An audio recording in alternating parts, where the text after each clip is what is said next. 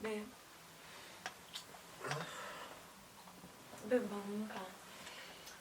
Babe, imagine mtoto anataka ni one messages zako za WhatsApp. Eti?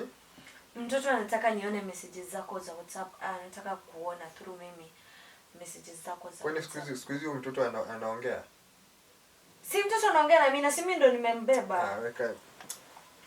Ai babe, kama uamini basi si umchukue umbebe muongee naye. Sasa mtoto anataka nataka kuona message zangu za WhatsApp. Mtoto anataka kuona messages zako za WhatsApp. Sasa mtoto ataona aje hizo? Ako na macho ni anaona through me, si through the mother. Si mimi ndo niko connected na mtoto.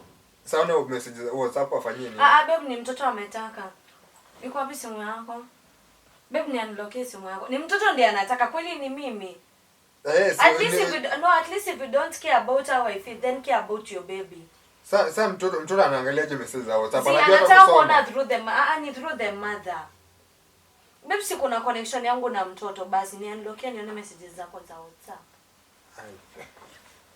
Babe, tena unitaki na niko na mimba yako. Sasa si useme kama unataka kuona messages uniambie niwe mtoto anawezaje taka kuona messages za WhatsApp. Sasa babe, stories zangu mimi zimetoka. Si mimi ndo nimekubebea mimba. Mtoto anataka kuona messages zako za WhatsApp.